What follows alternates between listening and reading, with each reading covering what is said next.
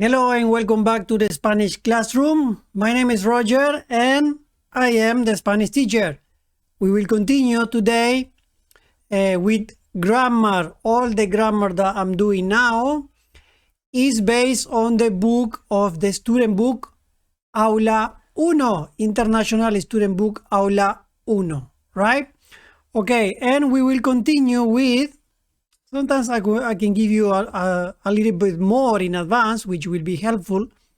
It's based in the student book, but not only what we're doing now, but also in future for future lessons. So it's good for you to get something else or something more deeper. Now, we will continue with preposiciones, prepositions.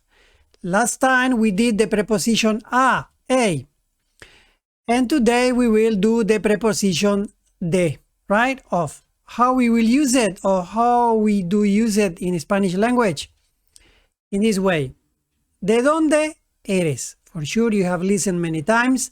¿De dónde eres? Where are you from or where you came from, right? ¿De dónde eres?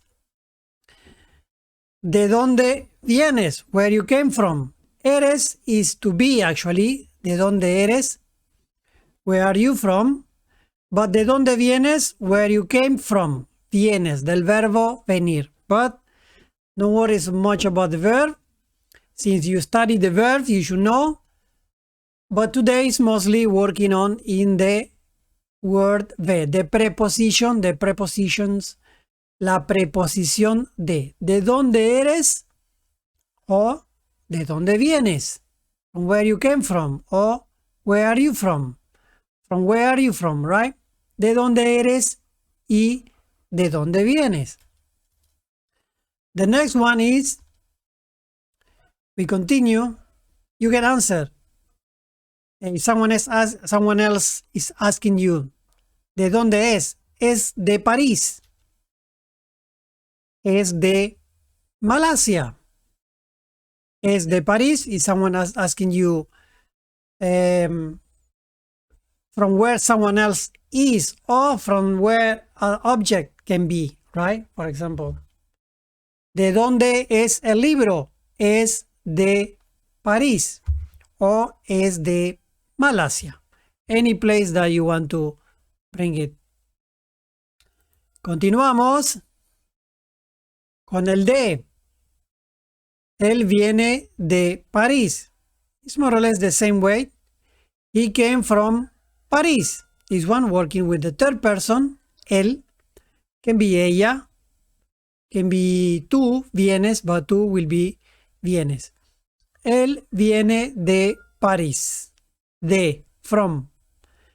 The main word is desde, but de is a short way, right? Like towards, to. All right. Él viene de París. What else? Viene de Francia. You can make it shorter also. ¿De dónde viene? From where he came from. Él viene de París. Or you just skip the person, él, since the verb is conjugate, the verb come, venir, is conjugated already, viene. So you just say it, viene de Francia o viene de París. What else? ¿De quién es? You can ask also. Instead of asking from places, you can ask when things belongs to someone, right? ¿De quién es? Belong to who, right? Or is from who? ¿De quién es? And also you can answer es de Peter or es de Peter Pan. Peter is Pedro, if I'm not mistaken in Spanish. Es de Pedro. ¿De quién es? Es de Peter. De, how we use it de. Also, when things belongs to someone, can be a house. ¿De quién es la casa? The house is from who? Or belong to who? Right? ¿De quién es la casa? Or usually, always is, you cannot direct translate, you just need to interpret it. The interpretation is The house belongs to who? ¿De quién es la casa? ¿De quién es el coche? Can be the house, the car, right?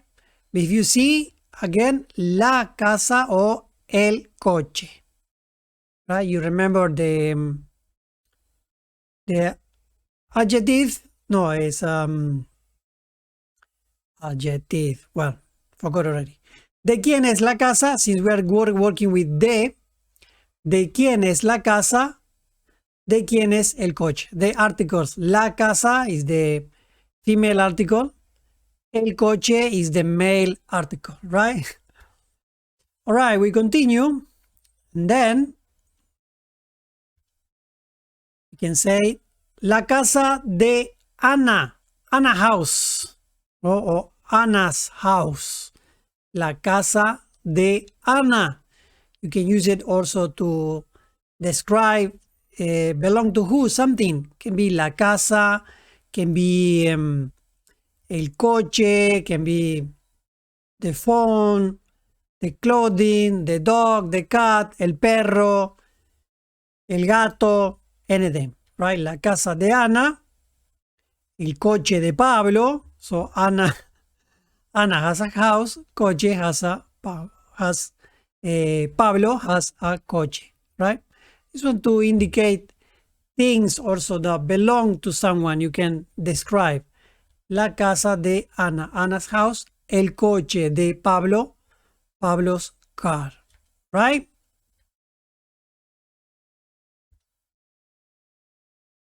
Also, you can ask where is, right? Or you can tell where is something. You lost the key, the car key, or the phone.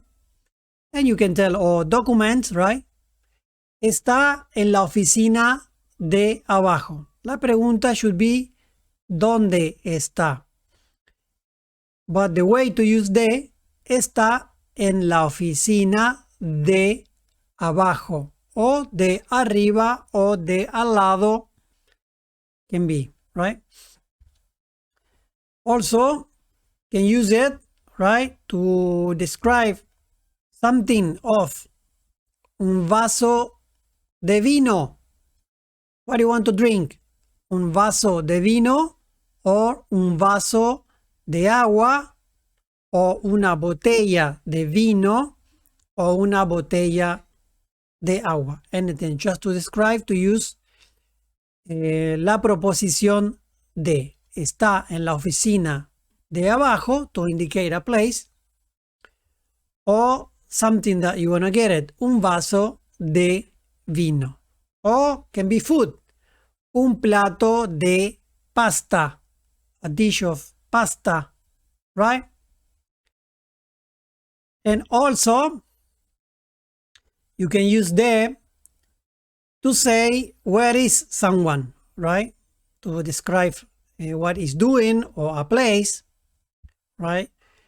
Está en la clase de español. Let's say, ¿dónde está Pablo? Pablo está en clase de español. Is in the classroom or Spanish classroom. Also, you can talk about how feel someone's feeling, right? Está cansado de trabajar. Is tired of work, right? Maybe someone come home and asking, hey, is your friend want to go out? Or you can say about yourself, estoy, right? In this sense, I'm talking about the third person. Someone else is tired of waiting or tired of working. So you can say it on the first person. Estoy cansado de trabajar o estoy en clase de español. But since I'm talking about someone else, you can say está en clase de español Pedro, José, Ana, María. Está en clase de español. Or someone else also, your friends can be, está cansado, right? Está cansado de trabajar. O está cansado of everything, de todo, all right? Okay, this is how we use, this is the introduction, how to use the preposition de in Spanish, of, right? Hopefully you get a better understanding how to use de. Since this is the beginning, I'm using all these based on the Spanish student book A1. In future, we're going through more deeper into the preposiciones, las preposiciones, all right, the prepositions. Thanks for watching. Gracias por mirar o gracias por ver. Hasta la próxima. Adiós. Chao, chao.